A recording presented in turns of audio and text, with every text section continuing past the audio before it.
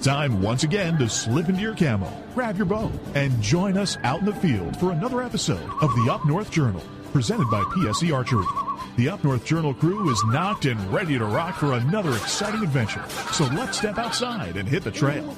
This episode of the Up North Journal podcast is brought to you by PSE Archery, Yamaha Outboards, Better the Hunt, Easy Cut, Packer Max, Deer Camp Coffee, Buck Baits, JPO Game Calls, Limwalker Game Calls, Wild Seasoning, Total Peep, Sunrise Archery, Scent Lock, and Scent Blocker.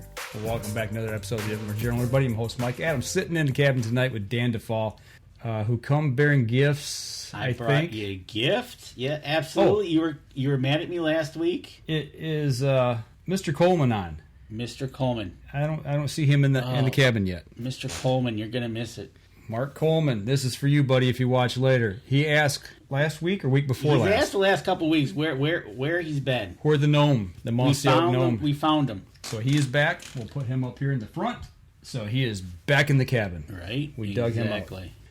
Nancy says that they're actually on the bay. Beautiful, but not much wind. Oh, excellent. I got to get out on the bay. I haven't done that yet. That's one thing I do want to do. Nice. One of these days. Absolutely. But speaking of wanting to get out, how about wanting to get out and support our sponsors? There you go. And while we're at it, how about supporting Buck Baits?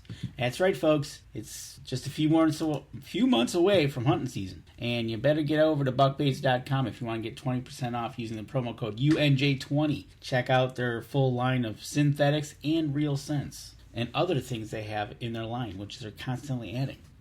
And what about a fall food plot? Nothing better than using the old Pack-A-Max for that final thing to do as you plant. And he's also got the crimper. You can check the videos. Have you seen the crimper? Yes, I have. I've seen the videos. Pretty cool. Pretty cool stuff. Yeah, it is. If you want $25 off your order, get over to packermax.com or give Lincoln a phone call. Use UNJ25. You'll get $25 off there.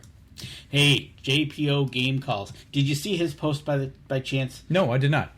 Him and treble hooks, not a good thing.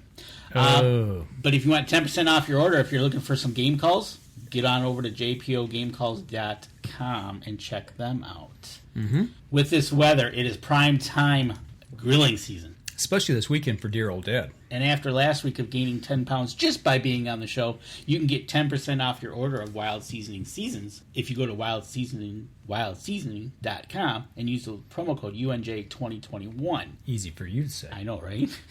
Last but not least, Deer Camp Coffee. We drink it here on the show, hot and now cold. And if you want 10% off your order there, go over to deercampcoffee.com, use the promo code UNJ10, and you'll get 10% off your order there. What'd you say? Something about cold? Wait, first, there's one more thing. Well, no, there's one thing that I brought. I brought you something. Well, before we get to that, we can't forget our good friends in the UP. Well, absolutely. Let me bring it up here on the webcam. What's going on in Newberry today? You know what? It's 72 degrees up there, and it is three things: windy, warm, and dry. I don't see the wind blowing. So don't light a fire up there. I was looking at the weather before we went on, and it's a high fire danger. So yeah, it's red flag warning. Yep. So don't super dry. Don't need that happening, and that would not be good. You know where you can find Deer Camp Coffee? Is at Cedars up there. And you got to try their pizza. I hear it's really good. We're going to have to give our friend up at Newberry a call and maybe go visit him and have a pizza with him. I would like that. That would be awesome. So, it's 72 degrees out. We usually have hot coffee, but I drink hot coffee all the time. I made using, see if I can bring a picture of it. You got that over there? I do. Bring it up right there. If you look at the Deer Camp website, they even have it on the website and at the store. The Toddy Cold Brew System. Yes, I did, sir. And I made you... Making cold toddies instead of hot toddies? I'm making cold toddies, absolutely. And what I did is I used the dark roast stout brew, and I want you to try it. Don't be stingy. I won't be. Fill me up here. All right. You got to try this. This is stout brew now. I tried it. I kind of pre-prepped this a little bit. Yeah. I got some milk in here and some ice. Right. So one of the things I followed this batch, I followed the directions to a T. I filled it up, 8 cups of water and 12 ounces of grounds. And I let it steep overnight out for 24 hours. It said 12 to 24. So I went, and what do you think? Put some milk in there because actually, all honesty, I did taste test it before the show. It was a little stout. It was a whole lot stout. And I like my coffee stout. You do. So I'm like, I think Mike's going to like this. I had to put, I put about a quarter cup, maybe a third of cream in it. Not cream, but actually 2% milk.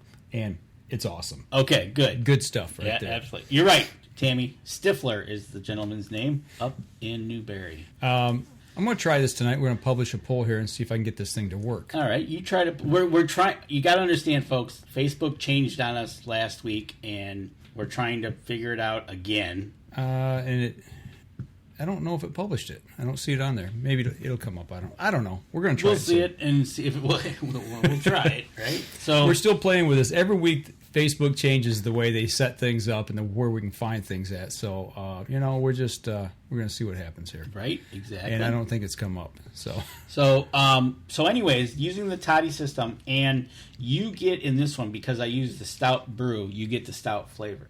Now, talking to Julie down at Buck Baits, if you use the Huntress blend, which has that hint of chocolate in it, you should get the chocolate flavor in it. So that's kind of cool. So I think that's going to be maybe my next one, or whatever I have back at the house. I'm going to go probably either a light or a medium roast, because stout is a little stout for me. I'm not a hard coffee drinker, that's for sure. No doubt about it. But I'm glad you like it. So I brought you a whole carafe of it for 2 weeks. Enjoy, my friend. And there it is. There's the poll. It is up. The poll came up. It did come up. Okay. And guess what, folks? Oh wait, It's you got me confused, man. No.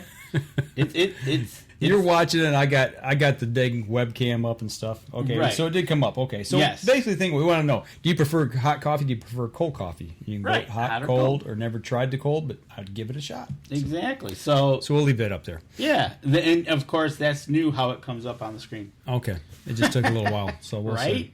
So, but Melissa Bordeaux from Yamaha is listening in on the show, and she says it's 93 in Atlanta. Is that a dry heat? No, because I'm from Alabama, and I know what it's like down in the South. And Atlanta's just about as far north in Georgia as where I'm from in Alabama.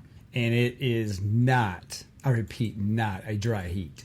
It's a nice, moist heat. It's usually dripping. Well, I tell you what, I'm just going to spill the beans right now, but if everything works out, we're going to have Melissa on the show next Wednesday. Talking Yamaha and behind the scenes and what she experiences from the behind the scenes. Instead, like we talk with all the pros and everything. Right. We're going to talk to her and find out behind the scenes. Big shout out to the guys on the head-to-head tour. They've got 4 fishermen over there. They got the Blosser brothers, Brett King, and Joe Okada. Those guys finished 1st, 2nd, 3rd, and 6th. Yep. In the tournament over on Millilax?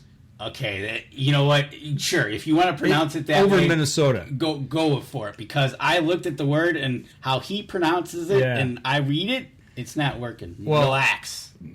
There all one word. Yeah, Mille-Lacs. But Josh Blosser won. Him and Joe Cotta went head-to-head in the finals on Friday.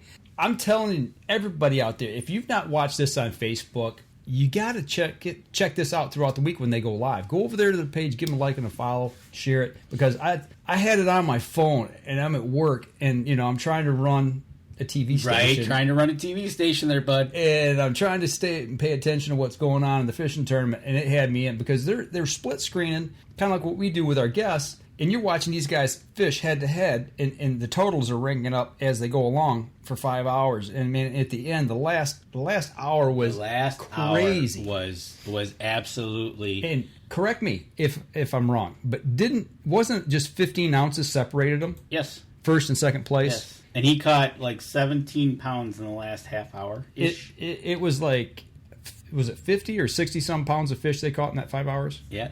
Insane. And Joe Okada set a one-day record of 76 pounds and something ounces. It's simply incredible. But it is so cool. Those guys fished their tails off. It was I was if folks, you got to go back and kind of watch the highlights, because actually it was kind of, Friday was exciting. The finals was exciting. The end of the Thursday was the heat, and how you're out there. What is it, for 5 hours? Yeah, and they were. And I was watching it, and Joe was. I thought he was going to go down. I literally thought he was going to go. He had to take a break and cool down, and it was something to see and watch what those guys go through. And he took a little bit of break, but he got right back up there, and he took his handkerchief and put it over his head, wet, and so yeah, he was. The end of the tournament is what really got me, because Josh's older brother quit fishing. That was awesome. He quit fishing and came over in his boat. He had already sealed up third place, but the last, 15, 20 minutes, he put the rod down, came over, and he was off at a distance and was rooting his brother on to win the tournament. And then it got a little emotional there for both of them. But I'm telling you, man, it was really cool. It was really cool to watch. It was awesome. Hey, Mark Coleman, the gnome is there. You're out to dinner with your wife. Just for you, Mark. You're buying, right? Okay. He is now. Just making sure. But anyways, yeah, it was exciting to watch. In a couple weeks, they're going to be they'll be back in Minnesota. I think it's Minnesota at it's called the Pool. Okay. I'll have to look into it more. Well, and a big shout out for the collegiate and high school and junior teams this week that are fishing Saginaw Bay. And if I'm not, correct me if I'm wrong on this, but Yamaha's behind that as well. But I don't know if there's any of those collegiate or high school kids that are actually with Yamaha or not. We'll have to ask Melissa next week. We'll have to find out how they, how they support the collegiate and high school teams, and they're going to be up on Saginaw Bay. Well, the collegiate team's already done. They fished today. Oh, okay. I think, and then tomorrow is the high school and the juniors. Oh, cool. So I tell you what, I seen bass boats running all over the place. So yeah. It must be that time. It's right? That time of year. Well, we were coming back from TAC last weekend. Yeah, on Saturday. We were like bass boats everywhere in the drive-through and on the highway. Yeah, so that was kind of cool. There was a ton of them that were coming back off the bay. There must have been a tournament up there at that time too. Right. Another tournament. So well, like they said over on Mille Lacs, they said there was a couple tournaments going on besides theirs. Yeah, a lot of boats out there. Right, so that was kind of cool. But yeah, big shout out to those guys. Big shout out to the guys down. Bassmasters Classic was last weekend. Yep. Melissa was there. We're going to talk to her about that too, because I want some more information on that. But they were down in Texas and fishing down there. But it sounded like I didn't get to see a lot of it because we were up at TAC. Right. And so yeah, big shout out to it's that time of year to get the old poles in the water and drown things. That's what I do. Drown worms. Yeah, we drown worms. They're or skip plastic or jigs across the water, something whatever like that. They do, right? I'm not a fisherman, but I like to spend time on the water trying, so to speak. Right. I'll tell you what. You mentioned TAC. Let's take our first break. We come back. We'll dig into TAC and what we did up there at the Total Archery Challenge up on Boyne Mountain. We're going to step outside and we'll be right back after this.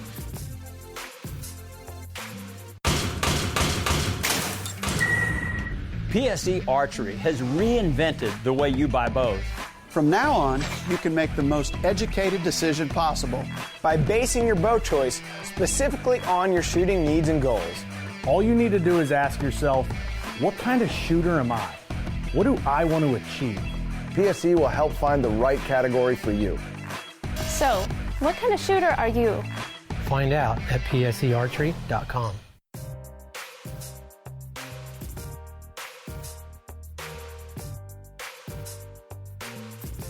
Welcome back. Second segment of the show. We talked getting into the fishing stuff here, and now we're going to kind of shift gears a little bit. Well, this is kind of we've done this for the last couple of years. This is kind of like our summertime bow outing. Yep, which is kind of cool. And this year we went up for the day. We went up. We went up in the state. We went way up north. Had a bow shoot, and then we went even further up on to the mountain. When we got there. And we did. And there you tell you what, there it is. It was a fantastic day. Not going to lie. It was like, wow. It was a beautiful day. The weather was perfect. It wasn't too hot. The wind wasn't bad. There was just enough breeze at times to give you that nice cool down when you needed it. Had we had this, we would have had our deer camp coffee on the mountain, but you forgot it. Well, I had to brew it. I didn't know it took 24 hours to brew, but then again, hey. You got it now, okay? So are you a barista now? I got you water. You did bring water. Thank you. Jesus, birds. And then they also brought water. Right. Up on the mountain, so it was kind of up on the mountain, depending on what side of the mountain you were on. We had that wind on one side, then you go on, but at least when you went into the woods, it was at least 10 degrees cooler, 15. Right. So, but one of the things when we got there, we left here 7 o'clock, got up there at 10 o'clock, and one of the things we needed to do is we always hit the practice range. You always want to make sure that your equipment is where you left it or what you're going to be shooting. And I shot, and I was pretty much where I thought I would be, and then you shot. Yeah, and shot. And the first thing he said is, I'm low. First 5 arrows missed the target completely. And I remember this because he said, how far did you say that was? I said, 30 yards, 33, I think it was.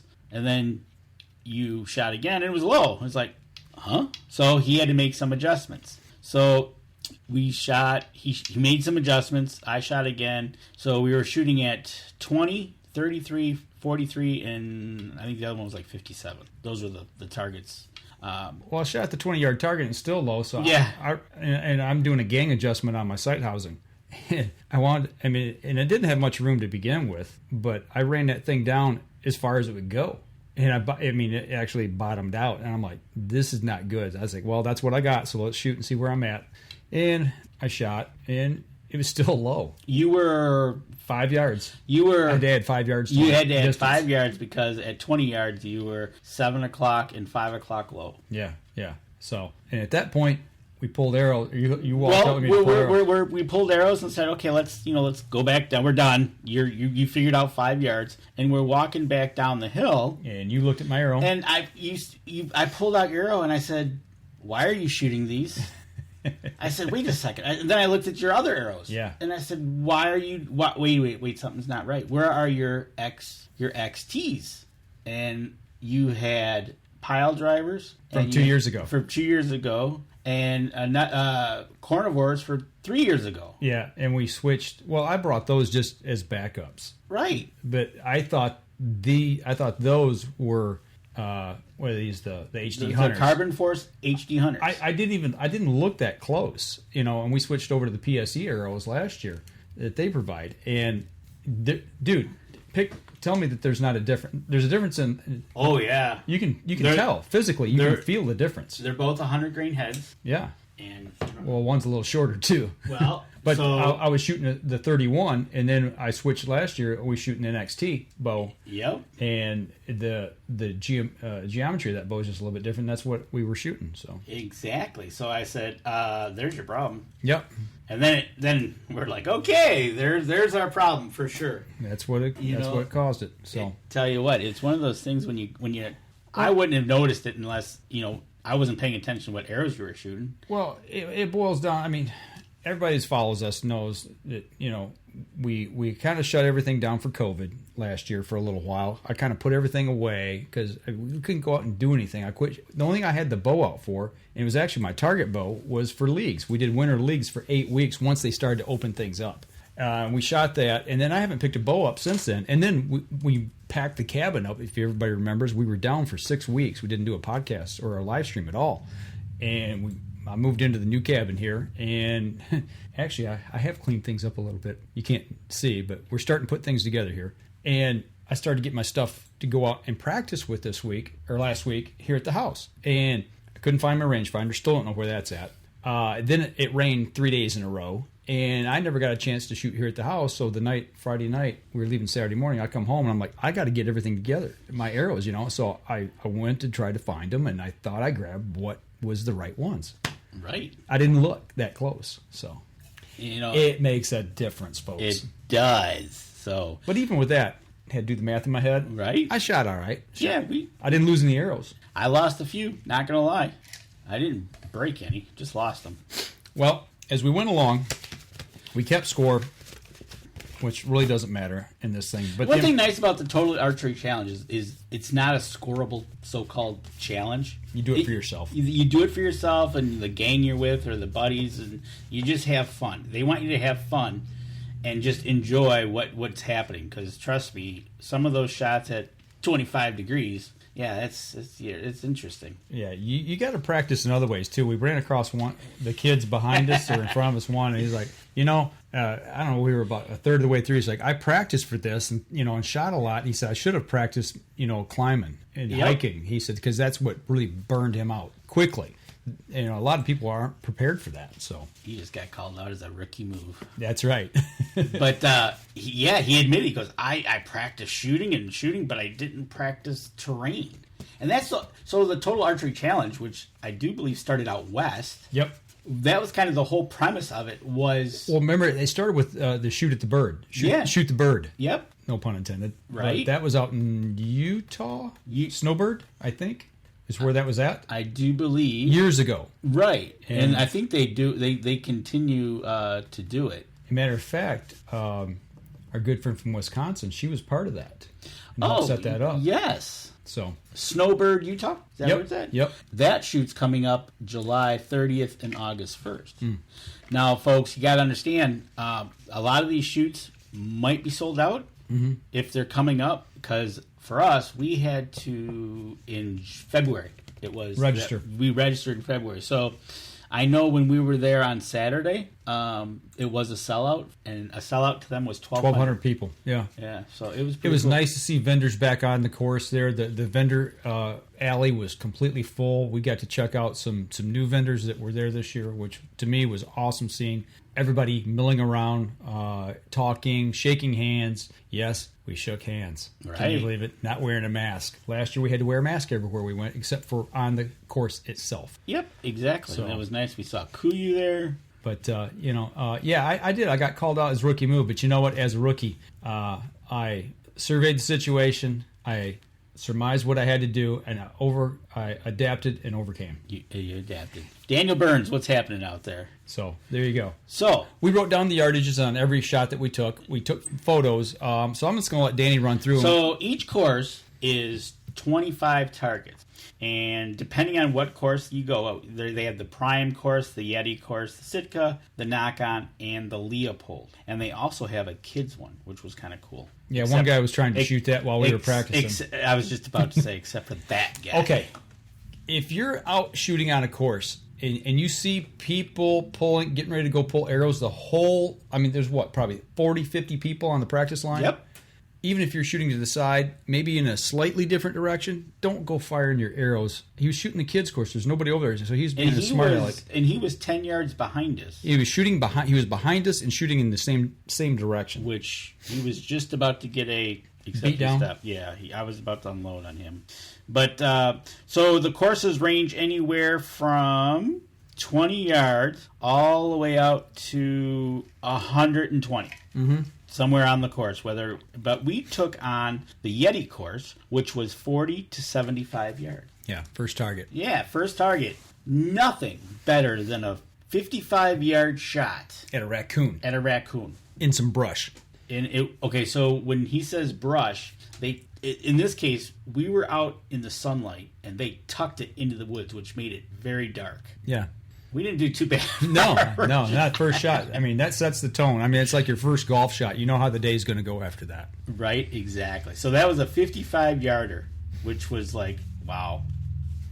Yeah, it wasn't bad. Right? So this next one, which was 38 yards, except we were shooting downhill at about 20, 25 degrees. Yep. And so through some thick canopy. Now, you got to understand, folks, when they put these targets out, they put them between trees, behind trees, which you'll see here, but it's not a wide open shot. There was you kind of had to duck down, a little to the right, a little to the left, kind of. A couple times I know I've hit leaves on the way through. Oh yeah, a lot of people were. Right? Well, that's another thing. You can always tell when you're coming up to a great one or you're by one when you start hearing arrows hit things. Yep. So other than the target. Third target, uphill, on a lynx. On a lynx, and that was 60 yards. 60 yards. Yeah, that was a 60 yards, and that was a very dark target, which, I mean, it was like, wow. It's dark, and it's up that way. Binos are a necessity on these. Right. Along with a rangefinder, an angle compensation rangefinder. Right. So then the next target we shot at... So Mike and I decided we weren't going to shoot anything over 60 yards. That's what we felt comfortable. Mhm. There was a couple targets that was this next one. This one, You messed with my head on this one. This is my miss. I did not.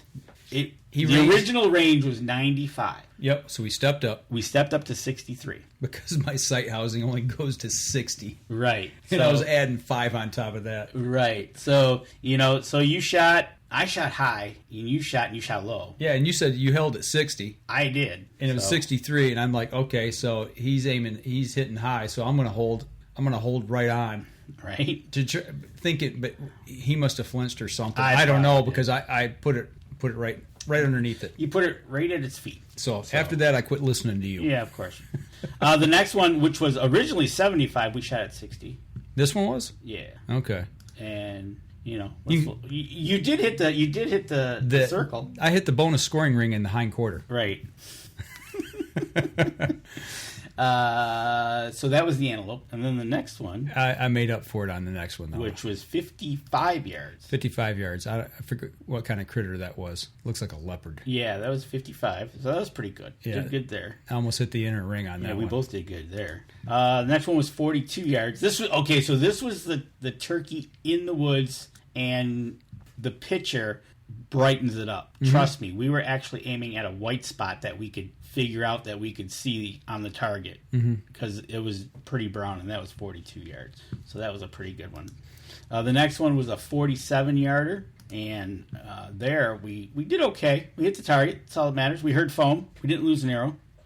This was the boar at 41 yards. We did pretty good there. That was back in the woods there.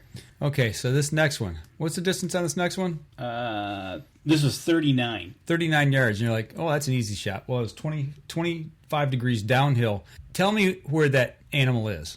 Oh, this was the bear. This is the deer. And this, if you look at the big tree to the left, it's just, you can see it on the right-hand side of it. And you're like, okay, yeah, where at? So, well, I got up over Danny's shoulder as he was getting ready to shoot, and now you can kind of see it. Right, exactly. So that was a 39-yard shot at a deer. And there's one arrow in that one. Yep, and I missed. I won't lie.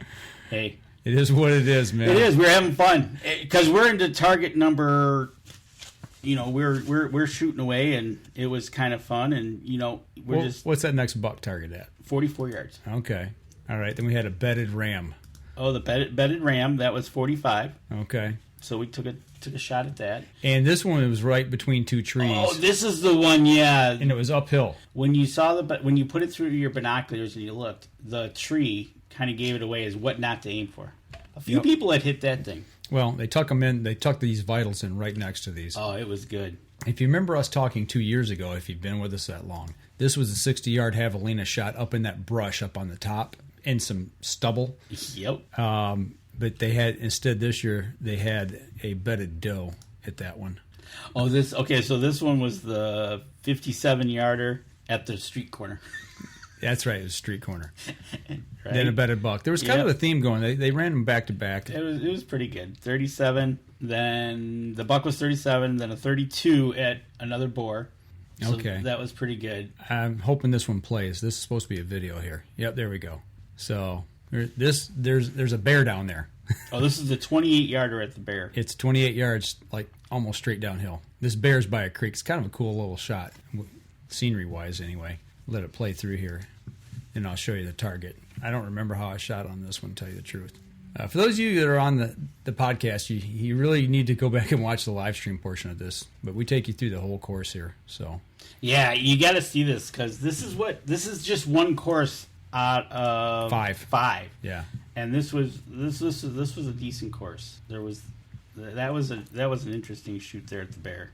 And then this was another miss of mine on the Puma. I forget what the distance was on that one. Right. What do you got? Puma, where did we leave off at? Oh, 25, 55, 43 at the Puma? 43 on the Puma. Okay. That was... And you had spined it, and I went just under the belly at that one. Right. This one, this was the 40, this one was 39. No, this one was 43. This is the 43 uphill at the, I think it's a ram. Okay. The head fell off, the horns fell off.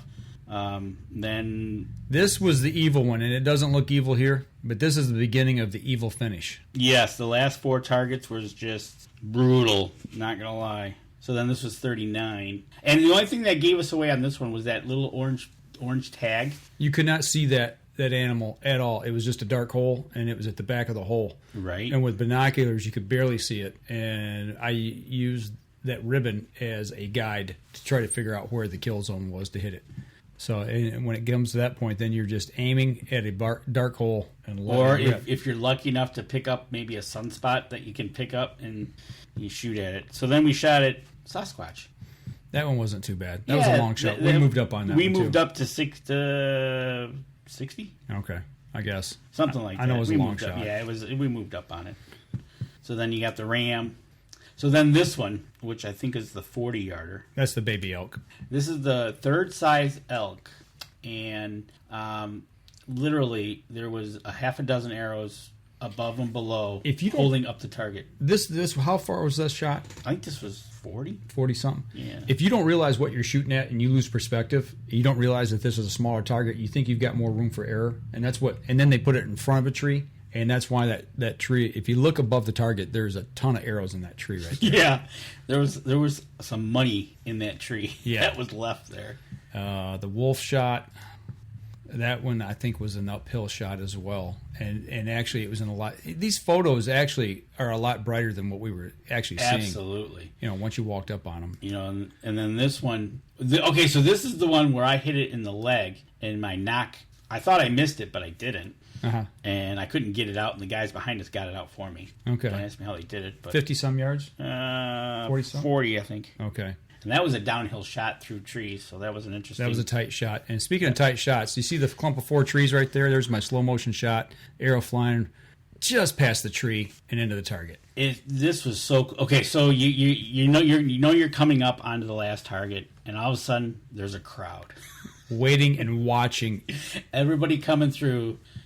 take this shot, because it was just 50 yards through 4 or 5 trees, and the vitals are tight to the tree on the left that I just slide it into, and it's a couple yards behind that, so it's pretty cool. And people are taking a junk arrow and shooting it at it, because they don't want to blow an arrow up. And if you look there, look at all the arrows that are smashed, sticking in the tree. Look at all the marks on the tree. It was very, very evil, to say the least. It was fun. It was that last one. What did I get on the last? Oh, I got a 5 on that one, and you got a 1, but we didn't lose an arrow, and the guys behind us crushed one. We heard it, and it was fun. It is so fun. We had a family of 4 behind us come out as we were walking out, and it was just a great day to shoot and be outside on the hill and doing the TAC Archery Challenge. So if you ever want to go out, you can go out and just walk the course too. If you want to go out and go see and have fun walking the course, walk the hill. If you've got some friends that want to go shoot or just want to go with you, you go to the totalarcherychallenge.com. You see what shoots they got coming up. Obviously, Boyne was April. June. Keep going. Right there. Okay, so next weekend... South Dakota. ...is Cherry Peak, South Dakota. Then they're going to go over to Sunlight Mountain Resort, Colorado. And Big Sky, Montana. And then Park City, Utah. And it looks like their last one is Snowbird, August 1st. Well, we got to talk about what we did afterwards. We had to eat. We went to our favorite little diner there. They've got bucks on the wall. So there was a discussion. Danny said, there's 4 bucks on the wall. Which one, if you had an opportunity to shoot just one, what would you shoot? So exactly. There's 2 of them there. And at first, Danny said, well, would you take the one on the right there? Would you take that one? And I'm like, well, no, I kind of like number 3 here. That was the one I chose. And then the 4th option was this little guy here. But, I love the character of that buck right there. That wrapping around like that is just beautiful. It's a tough sell between that one and number 2. Yeah, for me. Just if to go shoot them. But that place had a good burger and a soda, and it was good. It was Mountain Grill, Mountain Resort Grill, something like that. Yep, and they're in town in Boyne. But they're already dead, Tammy. So it says. But can we still hunt them is my question. Would they know? It would be fun. We've already had this discussion Yes, on we did. Facebook, or maybe it was, I don't know, maybe it was in Messenger, I don't know. I tell you what, we've run a little long here, so let's step outside, take our next break. When we come back, we'll get into some other stuff here in the weekend, so we'll be right back after this. PSE Archery has always dominated the speed category. Now, the most revolutionary cam system ever to hit the market has perfected the shooting experience. Introducing PSE's Evolve Cam System, featuring extremely high let-off capabilities and the smoothest draw cycle in history. No other cam system has ever delivered this level of total comfort and total control. Experience PSE. Experience performance. Welcome back. Third segment of the show. Third segment of the show. Just a quick shout out. Speaking of archery, we want to promote Sunrise Archery, the archery shop that we are housed at, coming up August 28th and 29th. We were there last year for the Sunrise Archery 3D Challenge over at Land O'Lakes Bowman Archery Club in Fenton, Michigan. I got it as an event on our Facebook page, so come on out. They're going to have... We shooting Saturday, Sunday, with both days? Whatever we feel like. You gotta... I know Saturday you're busy in the beginning. Well, we just get got the crimp, right? Yeah, but I'll be out there. Yep. I'd say we start at noon. So we got door prizes, raffles, and novelty shots. So go on over there, check it out, or come on out, join us. And Saturday from 9 to 4 and Sunday 8 to 3. We'll keep talking about it and plugging it away till the end of August. The novelty shot. Danny's going to put an apple on his head. I don't think that's quite a novelty. I'm not sensing how that's a novelty. You're not, huh? No. Oh, okay. Sorry. Now, okay, so that last shot back at Total Archery Challenge, the previous one where I said I hit the target in the leg, I was using a lighted knock because I had to switch arrows. And okay, so we're talking about this one here. The jackalope. So you go to the jackalope, and it shattered my knock because I hit the post in the leg. And so I had this lighted knock that was lighted. So you're talking about this one? Yeah. Here. Okay. So that's your arrow there in the leg. Yeah. So I had this lighted knock piece, and it was bright and it was glowing, and I couldn't shut it off because I couldn't get it. So when I went to the 50-yard target, I helped the guys out behind us in the dark by sliding my lighted knock into the 5-ring for them. And they still hit the tree. They did. So that was pretty good. Not gonna lie. So that was fun. It was all good. But yeah, so that was a good weekend Saturday up there. And then, like I said, end of August, got the shoot for Sunrise Archery, sponsoring it again. Come on out, join us. We're going to go have fun. And then, you did some kayaking? Yes. Took off the very next morning and went up to the Chippewa River and put in west of Mount Pleasant. Okay. Past Soaring Eagle Casino, west of that. Go west, young man. All right. So, yeah, we put the kayaks in and did a little kayaking down the river. Again, great weather. It was beautiful out. And, saw lots of critters and stuff. The one thing I saw while I was out there that had me concerned, and I still don't have an answer, and if anybody out there knows the answer to this, okay, so that would have been, what was last Saturday, the date? June 12th, 11th? 13th? June 13th. Okay. Yep, 13th. So middle of June. The river, we probably saw 50 to 100 in this stretch. And we were on the water for 5 hours. We were pretty much solid paddling. We took 2 15-minute breaks. But 50 to 100 dead suckers in the water. A couple floating, most of them on the bottom. And from their spawn? There were different age classes. There was big ones, there was little ones, Oh. So I don't think suckers swim upstream and spawn like a salmon would and then die. Maybe I'm wrong on that. I don't know. But there was no other fish in the water that was dead. Just the suckers. Just the suckers. And we saw other species of fish occasionally. Because, I wear polarized glasses when I'm paddling. You can see down in the water, especially in the shallow. But these things, and it wasn't like it was littered with them, but, it was very noticeable. Really? Yeah. So, and I don't know what caused it. I know we get that lack of oxygen thing coming out of the winter. Yeah, but this is middle of June. Right, exactly. So I don't know. The water wasn't like warm, and they're suckers. They're bottom feeders. What you call a garbage fish. Yeah, exactly. So yeah, no, that's interesting. Yeah, it was. So as you were cruising on down the river here, you said you were on there for 5 hours. 5 hours, yeah. And you covered up with some good old suntan. Oh, I use sunscreen. Yeah, and I wear long sleeve shirts too, real light shirts. Well, they got those UV shirts like the Yamaha shirt and stuff like that. Yeah. I had my Yamaha shirt on. And the Cabela shirts, the UV protecting shirts. Yeah, actually, I have a couple photos of me, but I didn't want to post them after talking with Hunter Bland last week. Was it last week we had Hunter on, or a week before? Yeah, 2 weeks ago. Because every time I post a picture of me without a PFD on, I get flack for it. This river, literally, I don't think there was anywhere that we went that was over 3 foot deep, and there was no current to speak of, really. Most of the time we were dragging bottom. So, I mean, I had my PFD with me, right with me in the boat. Yep. But, yeah, Right, exactly. I had it on for a little while, but then I took it off because I was sweating to death. Are you finding, as you go here, as you do your kayaking, are you finding now, because you're transitioning out of spring kayaking into summer kayaking, that your water levels are going down? Yes. Yeah, especially here in Michigan, because we've not had any rain. Actually, there was a big rain that went through 2 days prior to this float, and we were still dragging bottom quite a bit. And I was like, I wonder what it would have been like had we not had that. Because I think they got about 2 inches of rain up there. Okay. So you can see I'm running the GoPro there on the front of the... I know that's one thing that... as we kayak, as we go into summer, the water levels start to drop, and those so-called easy kayaking turns into bottom dragging. Yeah. Getting through it. Oh, absolutely. I got to imagine, I mean, you would know the answer to this, because I've been seeing that people have been up on the Michigami Reservoir. Do you see a lot of that up there in the summer? Or is it just when it's really dry? The water levels? Mm-hmm.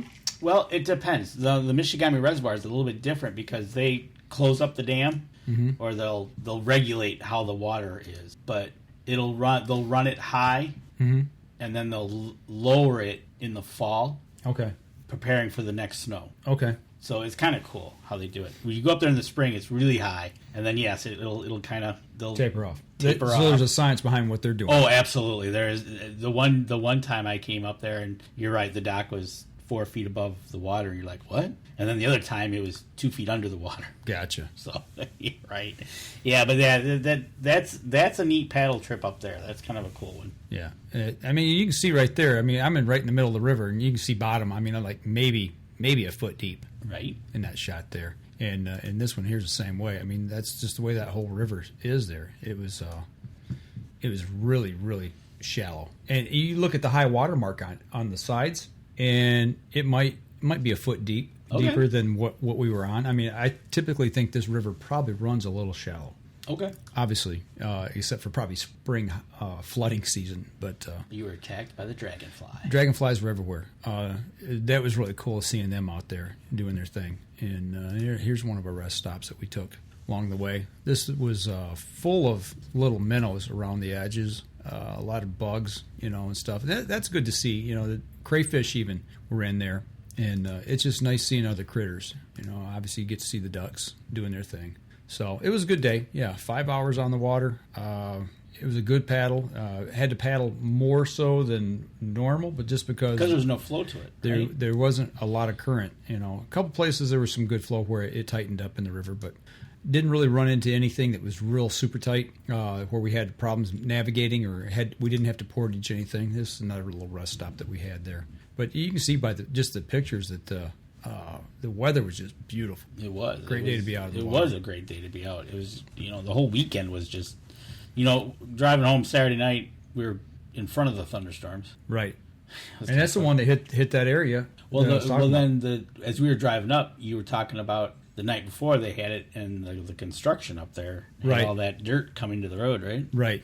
So, yeah, it was pretty wild. This is probably one of the coolest things that we ran across on the river. It was pretty wild seeing this covered bridge. Okay, that's a covered bridge. All right, cool. Yeah, this was built in 1968. It's I did tried to research on this because there was a guy you can see the guy and the gal sitting there to the left of the bridge there on the stones. Okay. On the bank. And we were taking a lot of photos, and and they were sitting there like, "Hey, I hope we didn't interrupt your solitude here." He's like, "No." I said, "That's just really cool seeing the covered bridge." I said, "I've not really run across these here, anywhere before." And he said, "Yeah, this one was built in '68. It's called the Fisher Bridge, and evidently the land was owned, I guess, on both sides by this guy, and he had bison on the right side, and he put that bridge in '68 so he could tend to his bison a lot easier than having to go where he had to go make the long drive." Oh, okay. So easier to just build a bridge. But now it's owned by I don't know if it's a state park system or if it's county. I think it's a county park, but it's part of the county park system now. Okay. And it's one of 9 covered bridges in Michigan. So the other one's in Frankenmuth. I know that. There's one in Frankenmuth. Yeah, and I think they're all downstate in the Lower Peninsula. If I'm not mistaken. Okay. And the only one that's not readily accessible is the one that's in Greenfield Village.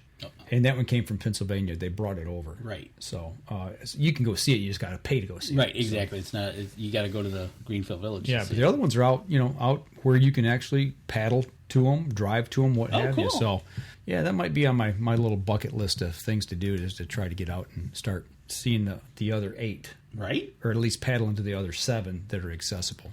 I'm surprised Nancy hasn't taken you to the one in Frankenmuth yet. We're talking about it. Well, we're talking what about kind of guide is she? Yeah. Pretty good one. This was one of the trips that she planned, so yeah, it was all right. And of course, there's sky carp, the nice Canadian geese that so litter beaches and waterways everywhere. Right. So they're having their young ones. You got little footballs running around. Yeah. So no, it's a good time. Oh, good. That's awesome. That's kind of a thing that I've really taken to now. I mean, we bought our first kayaks in 2014 when we were over in the temporary housing on the Shiawassee River while they were rebuilding the house after the fire. Okay. Well, you were right on the water, so. Yeah. So, Michael already had one, and then I bought 3, so we had 4 in the fleet, and now I've got 2 more. So. Right. So now you got a whole fleet, and it's ready to go. And, yeah. Now, those are sit-ins. Deer Camp Coffee, cheers to you, too. Danny brought me some cold brew tonight, so. There you go. Yes, they are sit-ins. And then you have sit-ons. I personally don't have sit-ons. Have you ever used one? I've never used one. Okay. And actually, we crossed wakes, so to speak, okay, on the river with a couple that had them, and we asked, hey, what's that like as a sit-on? Do you like it? And they're like, well, we rented them for the day, so we really don't know. We haven't compared them to a sit-in versus a sit-on, but they said, yeah, he said, these are just a little bit tippy, but, it depends on what you're used to, and, I don't know. I've never used one. I'd like to get in one sometime and just try it out and see. Exactly. I just wanted to see if you knew what the difference was. You sit in one, the other one you sit on. To me, that's the difference. Well, exactly. To me, if you're sitting in it, your lower center of gravity is lower, as opposed to sitting on top, where you raise up your center of gravity, which makes it more tippy. That's how I... That's kind of the way I get it. That's fine. So... I tell you what, let's take our last break. We come back. Maybe we'll entertain a few questions if anybody's got any here. Some people jumping in here. I see plugging in. So we're going to step outside real quick, take our last break. We'll come back. We'll wrap up the show. We'll be right back after this.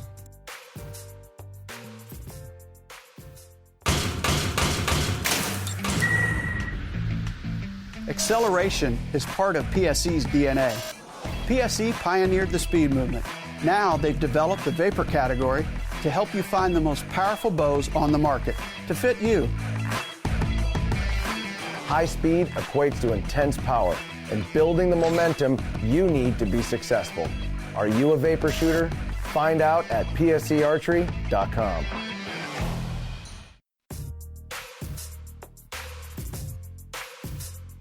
Welcome back, everybody.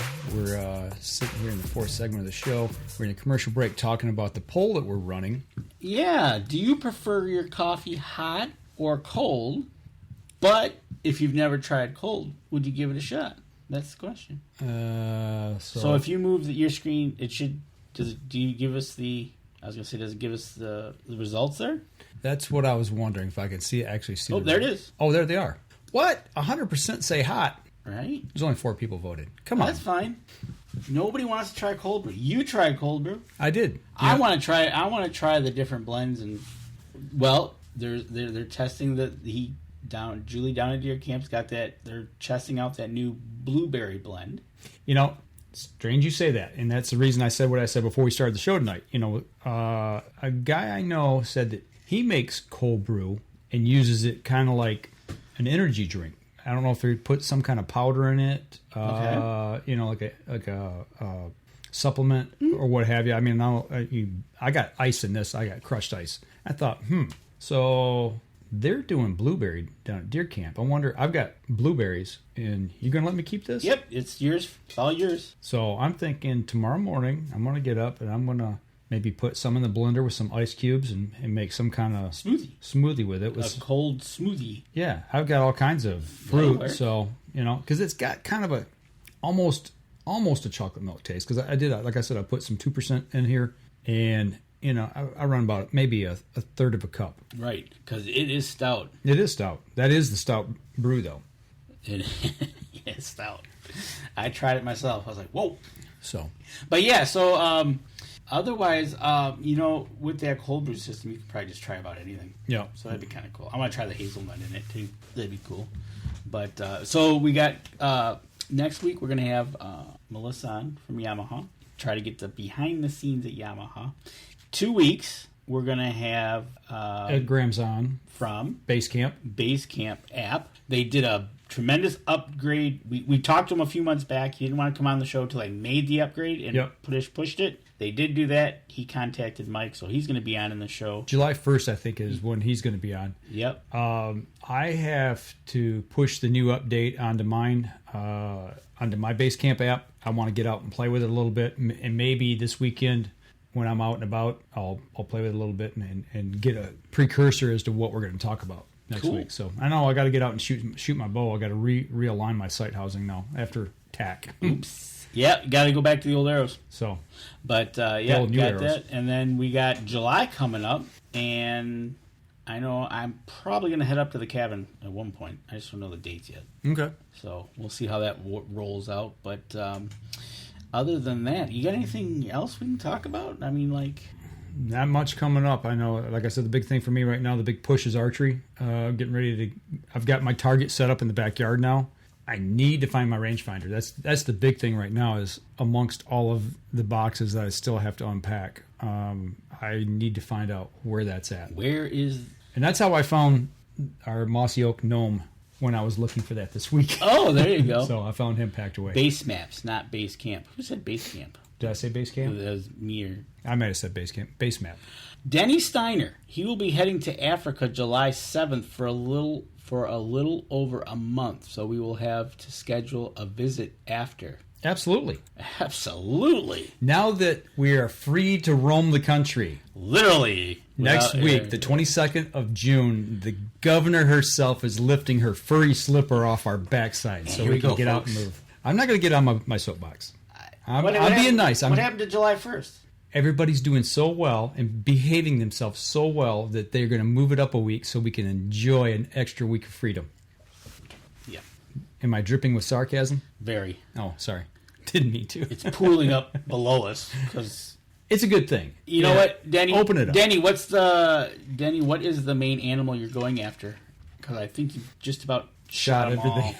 Everything over there. Oh, you know what? While you're doing that, you talk to the folks. Let me see if I can find something real quick. Talk to the folks. What do you want me to talk to the folks about? I don't know, but let me see if I can find this picture. See what I got to put up with, folks? I know, right? You do a soft shoe. Yeah, there you go. Do that. It'll all be good.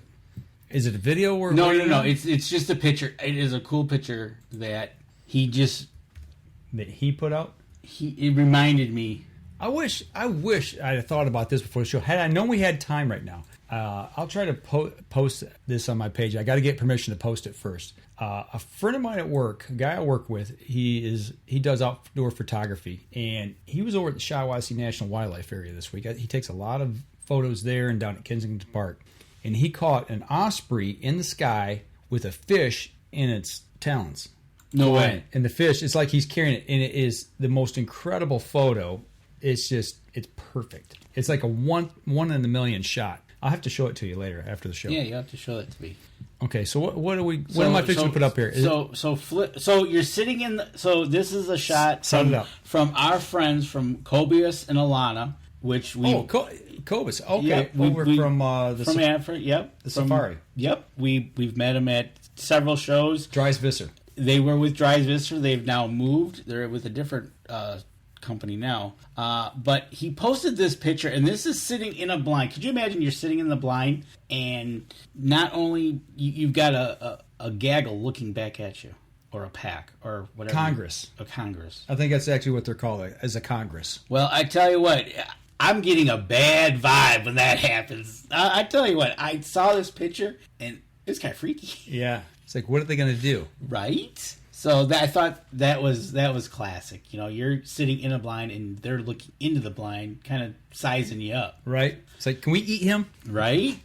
So I thought that was kind of cool. All right. Yeah, that's called a Congress. Okay, so Denny Steiner is going to go for a couple of the Tiny 10 Black Impala, a Golden Wildebeest, and a Lequi Troop? A troop. Oh, a troop. Okay. Denny said they're a troop.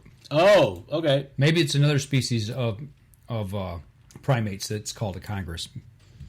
I still like Congress because it reminds me of the idiots that we have running our country right now on both sides. Big shout out to Joshua Blosser. He must be on the show. I can't tell, but congratulations, Josh. Absolutely. Back to that again, man. I mean, that I'm telling you guys, whether you're a fishing aficionado or not, if you're an outdoors person, you can appreciate that. I'm telling you, you just need to chime in on that. Where are they going to be at this week? Do you know? I don't know where they're going to be at this week. Or they got a week off. They got a week off before they go to the pond, as they like to call it. Is it going to be after the 4th or before the week of the 4th? I think it's after the 4th. Because they always finish on a Friday. They fish Monday through Friday. Or is it Tuesday through Friday? They fish Monday through Friday. They arrive on Friday. They fish for a week. They arrive the Friday before for practice, and they have the weekend to practice. Yeah, Josh is on. Hey, Josh, where are you guys fishing at next? What's your next location? And man, big shout out to you guys. Kicked it out there, man. That was so cool. There he is, holding up that $35,000 check. Well, go back to that. Right. Come on. There we go. Come on, man. You're killing me here. No, wait. There we go. Scroll down a little bit there. We got to see him. I'm trying. It won't. I got to get a new director here. He can't run that thing, I swear. It's a website, dude. There it is. There it is. There you go. Holding up that $35,000 check. Right on. Right? But no, man, it's just, it was so cool. It was so cool to see that and the way that all ended. It was just, it had me on pins and needles. I'm just sitting there watching the ticker go by every single time. Actually, I was watching both of them side by side live. But I was also watching Josh's brother, Robert, making sure he stayed up in third place so they'd finish 1, 2, and 3. So right. July, the Pro Walleye Series. Pool 2. Is Pool 2, July 12th through the 16th. Okay. So he's got a couple days. And what state is that in? Minnesota. Minnesota. Oh, back in Minnesota again? Yeah, they're back in Minnesota again. Minnesota, eh? So, but yeah, go check that out. Head to head. Is it H2H? What's that website? H2Hfishing.com. Go over there and check it out. They've got 2 leagues going. They've got the Pro Walleye Series, and then they've got the regular Walleye Series itself. But you can go over there. You can sign up, become a member, and then when the tournament is going on, you just kind of go over there and you can watch the weigh live and watch it live, and it gives you an option. They are running 9 cameras usually. Okay. And it is a blast. From a TV side, me working in television, I got to say for a live internet show, those guys do a fabulous job at the way they promote that. Yes. And or not promote, but actually put it on. Josh, if you're still on, did you end up getting checked by the DNR? Because they got checked by the DNR. That was awesome. I saw the replay. I didn't see it live.